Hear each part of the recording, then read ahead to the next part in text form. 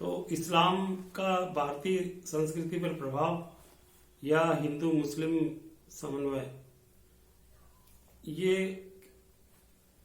किस प्रकार हमारे सामने आया, इससे पहले हम इस चीज की स्टडी करें कि जो हिंदू और मुसलमानों में जो अलगाव है, जो पूर्ण समन्वय वो स्थापित नहीं हुआ, उसके पीछे क्या कारण थे।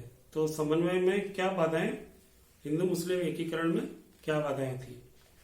एक तो ये कि सबसे पहली बाधा तो ये थी कि हिंदुओं को इस्लाम ने एक राजनीतिक परतंत्रता के युग में शासन में रखा।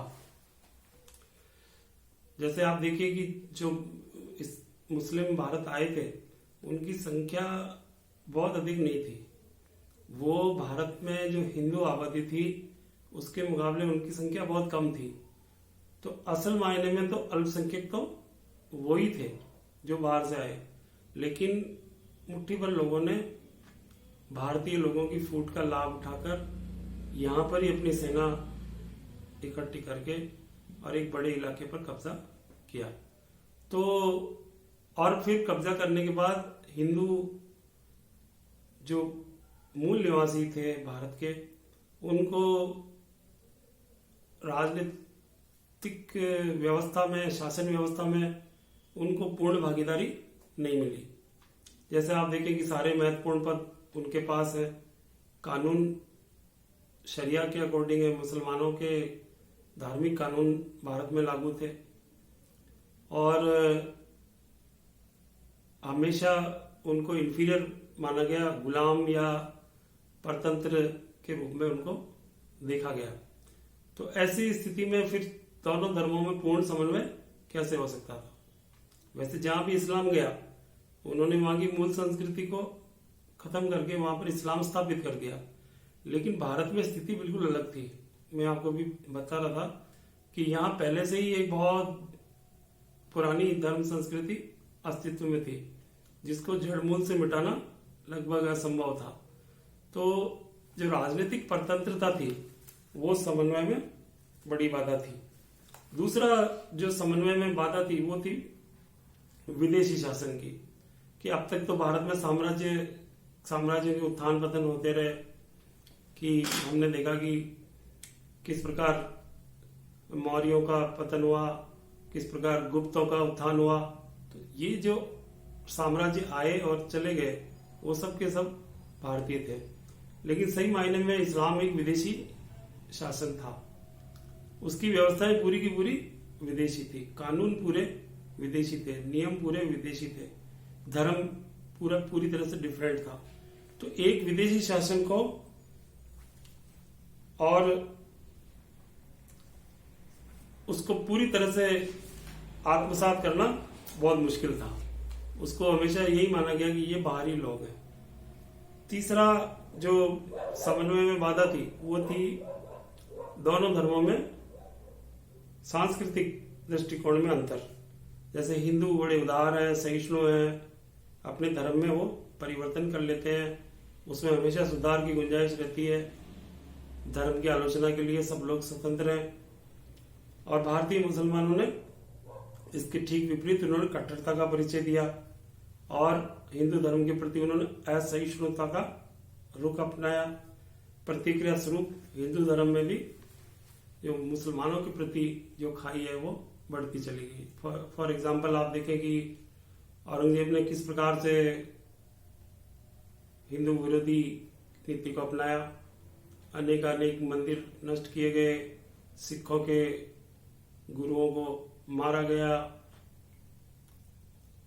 दुर्गादास राठौड़ ने किस प्रकार से जोधपुर राज्य को बचाया, अजीत सिंह को मुसलमान बनाने की कोशिश की। दक्षिण भारत में वो शिवाजी से बरसों बरस लड़ता रहा, उनको कैद भी कर लिया। तो पूरा शासन ही जो है कट्टर धार्मिक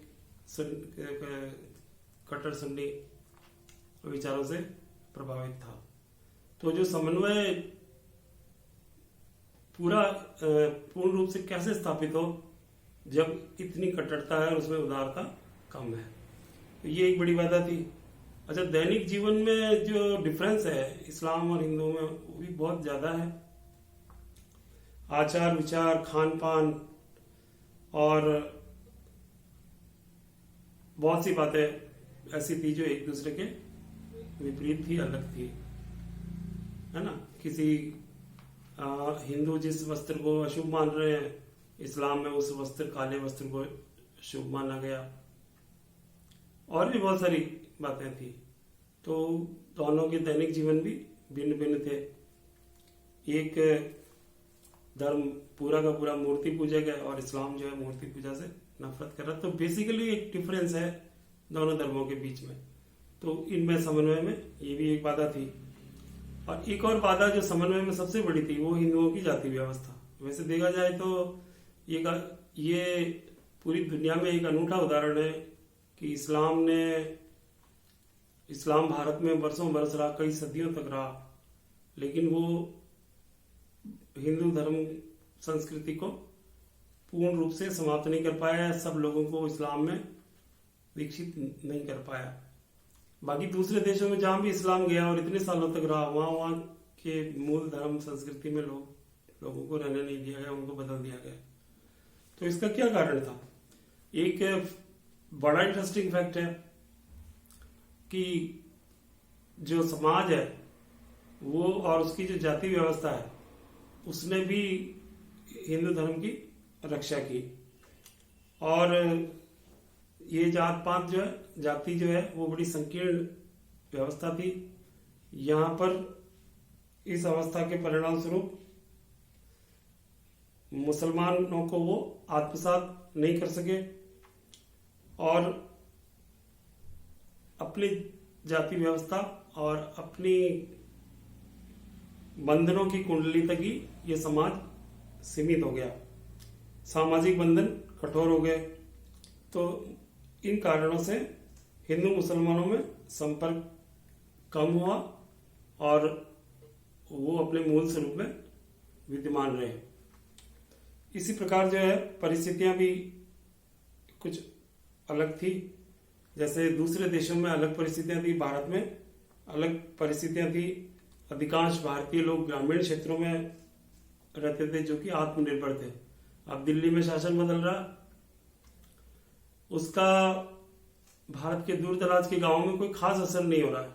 वो आत्मनिर्भर है, उनका काम प्रमुख पेशा कृषि है। तो धर्म बदलने से या शासन बदलने से या वहां पर एक इस्लाम का शासन स्थापित हो जाने से ग्रामीण क्षेत्र के लोगों पर कोई खास असर नहीं पड़ रहा था। यद्यपि उनको टैक्स तो ज्यादा देना पड़ा, लेकिन फिर भी वो आत्मनिर्भर थे। तो इस प्रकार से जो है ये कुछ एक कारण थे जो समन्वय में बाधा थे। लेकिन इसके बावजूद भी हिंदू और मुस्लिम समन्वय बहुत हुआ। दोनों धर्मों पर एक दूसरे का इम्पैक्ट बहुत व्यापक था। पूरी दुनिया में केवल भारत में ही इस्लाम ऐसा देखने में आया जिस पर हिंदू धर्म का स्पष्ट प्रभाव नजर आता है, और हिंदू धर्म पर तो इस्लाम का व्यापक प्रभाव पड़ा ही था। तो अब ये समन्वय, सामंजस्य या संस्कृति पर जो प्रभाव पड़ा वो किन किन बिंदुओं पर पड़ा और क्या क्या परिवर्तन मध्यकाल में हमने देखे और जो आज भी हैं, जो हमारी कल्चर को किस प्रकार वो इम्पैक्ट करते हैं, उसके अलग बिंदु हम स्टडी करेंगे। Thank you.